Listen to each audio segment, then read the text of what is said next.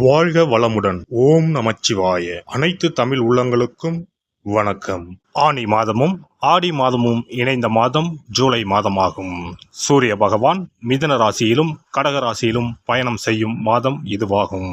ஆனி மாதத்தில் நடராஜருக்கு திருமஞ்சனமும், ஆடி மாதம் வரும் அமாவாசை முன்னோர்களுக்கு திதி கொடுக்க சிறந்த நாளாகவும் உள்ளது.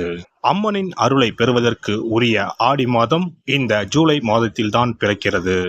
இம்மாத கிரக நிலைகளை பார்க்கும்போது மேசராசியில் செவ்வாய் மற்றும் சந்திரனின் சஞ்சாரம் உள்ளது.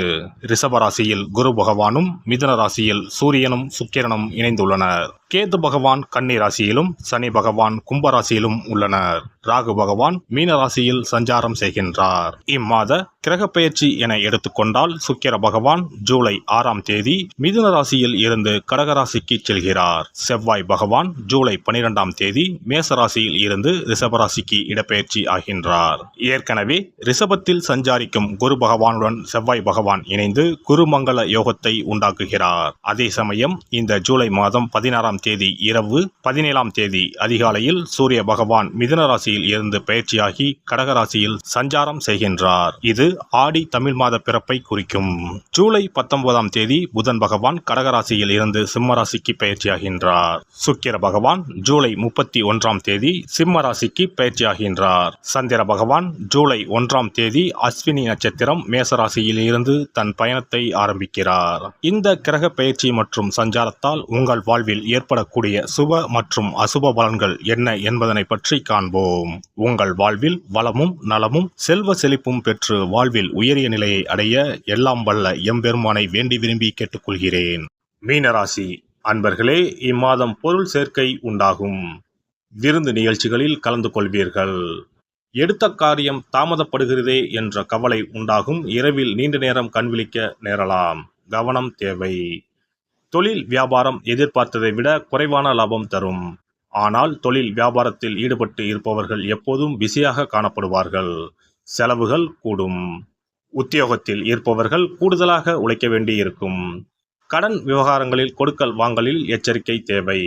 பொறுப்புகள் கூடும். குடும்பஸ்தானத்தை அதன் அதிபதி செவ்வாயே அலங்கரிப்பதால் குடும்பத்தில் இருப்பவர்களால் இருந்து வந்த மன வருத்தம் நீங்கும். வாழ்க்கை துணையின் உடல்நிலையில் நீடித்து வந்த ஆரோக்கிய குறைபாடு பூர்த்தியாகும். வீட்டிற்கு தேவையான பொருட்களை வாங்குவதன் மூலம் செலவு கூடும். விருந்தினர் வருகை இருக்கும்.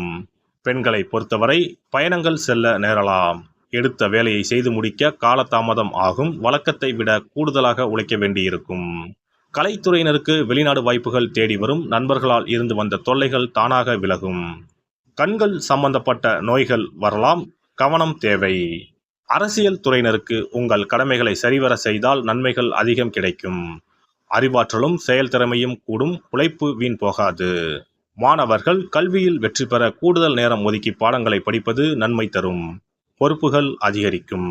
நட்சத்திர பலன்கள். புரட்டாதி நட்சத்திரம். இந்த மாதம் பல விதத்திலும் புகழ் கூடும். மற்றவர்கள் பிரச்சனைகளில் வாதாடி வெற்றி பெறுவீர்கள். தொழில் வியாபாரத்தில் இருந்த போட்டிகள் விலகும். பழைய பாக்கிகள் வசூலாகும். வியாபாரம் விரிவாக்கம் செய்ய தேவையான பண உதவி கிடைக்கும். உத்தியோகத்தில் இருப்பவர்களுக்கு நிலுவையில் இருந்த பணம் வந்து சேரும். மேல் அதிகாரிகளின் உதவிகள் கிடைக்கும். சக ஊழியர்கள் மத்தியில் இருந்த எதிர்ப்புகள் விலகும். உத்திரட்டாதி நட்சத்திரம். இந்த மாதம் குடும்பத்தில் மகிழ்ச்சி நிலவும். உறவினர்கள் வருகை இருக்கும். திருமணம் போன்ற சுபகாரியம் நடக்கும்.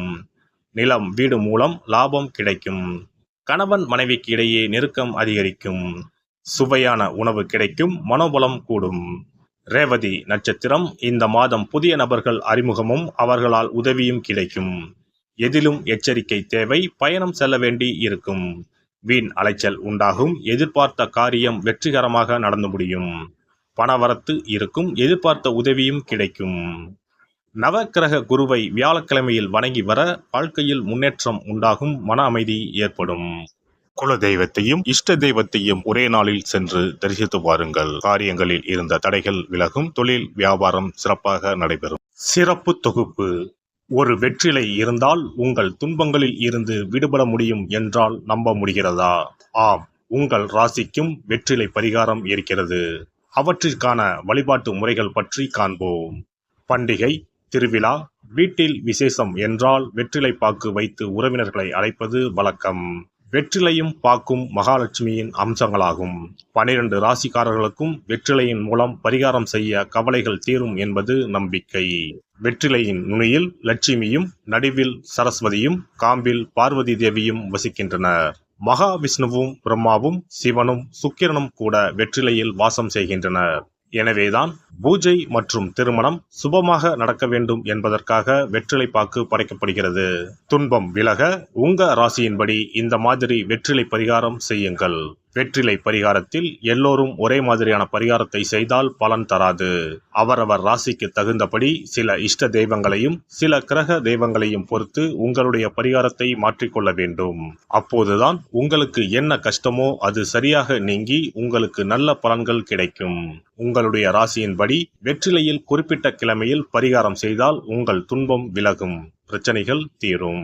மேசராசி அன்பர்கள் செவ்வாய்க்கிழமைகளில் வெற்றிலையில் மாம்பழம் வைத்து முருகப்பெருமானுக்கு நெய்வேத்தியம் செய்துவிட்டு அந்த பழத்தை உண்டால் அனைத்து கஷ்டங்களும் நீங்கும். ரிஷபராசி அன்பர்கள் செவ்வாய்தோறும் வெற்றிலையில் மிளகு வைத்து வழிபாடு நடத்தினால் துன்பங்கள் அனைத்தும் தீரும். மிதுன ராசி அன்பர்கள் புதன்கிழமைகளில் வெற்றிலையில் மிளகு வைத்து இஷ்ட தெய்வத்தை வழிபடவும். பின்னர் அதையே பிரசாதமாக சாப்பிட்டால் துன்பங்கள் எல்லாம் நீங்கும். கடகராசி அன்பர்கள் வெள்ளிக்கிழமை தோறும் வெற்றிலையில் மாதுளை பழத்தை வைத்து காளியை வழிபாடு செய்து பின்னர் அந்த மாதுளை பழத்தை சாப்பிட்டால் துன்பங்கள் நீங்கும். சிம்மராசி அன்பர்கள் வியாழக்கிழமைகளில் வெற்றிலையில் வாழைப்பழத்தை வைத்து இஷ்ட தெய்வத்தை வழிபடலாம். பின்னர் அந்த பழத்தை பிரசாதமாக உண்டால் கஷ்டங்கள் நீங்கும். கன்னிராசி அன்பர்கள் வியாழக்கிழமையில் வெற்றிலையோடு மிளகு வைத்து உங்கள் இஷ்ட தெய்வத்தை வணங்குங்கள். உங்கள் துன்பம் துயரம் எல்லாம் தீர்ந்துவிடும். துலாம் ராசி அன்பர்கள் வெற்றிலையில் கிராம்பு வைத்து உங்கள் இஷ்ட தெய்வங்களை வழிபட்ட பின் அதை உண்டால் அனைத்து துன்பங்களும் நீங்கும். விருச்சிக ராசி அன்பர்கள் வெற்றிலையில் பேரிச்சம்பழம் வைத்து செவ்வாய்தோறும் உங்கள் இஷ்ட தெய்வத்தை வழிபட்டால் துன்பங்கள் நீங்கும். தனுசு ராசி அன்பர்கள் வெற்றிலையோடு கற்கண்டு வைத்து வெள்ளிதோறும் இஷ்ட தெய்வத்தை வழிபட்டு பின்னர் கற்கண்டை சாப்பிட்டால் துன்பங்கள் விலகும். மகர ராசி அன்பர்கள் வெற்றிலையோடு அச்சு வெல்லம் வைத்து வெள்ளிதோறும் காளியை வழிபட்டால் துன்பங்கள் துயரங்கள் நீங்கும். கும்பராசி அன்பர்கள் வெற்றிலையோடு நெய் வைத்து சனிக்கிழமைகளில் காளி தெய்வத்தை வழிபட்டால் உங்கள் துன்பங்கள் எல்லாம் தீரும். மீனராசி அன்பர்கள் வெற்றிலையோடு சர்க்கரை வைத்து ஞாயிறு தோறும் இஷ்ட தெய்வத்தை வழிபட்டால் துன்பங்கள் எல்லாம் விலகும். எல்லாம் வல்ல இறையருளால் நீங்களும் உங்கள் அன்பு குடும்பமும் உடல் நலம், நீலாயுள், நிறை செல்வம், உயர் புகழ், மெய்ஞானம் ஓங்கி வாழ்க வளமுடன். இந்த வீடியோ பதிவு உங்களுக்கு பிடித்திருந்தால் லைக் பண்ணுங்க, கமெண்ட் பண்ணுங்க, ஷேர் பண்ணுங்க, மறக்காம சப்ஸ்கிரைப் பண்ணுங்க, பக்கத்துல இருக்கிற பெல் பட்டனை கிளிக் பண்ணுங்க. நன்றி, வணக்கம். ஓம் நமச்சிவாய. சிவாய நம.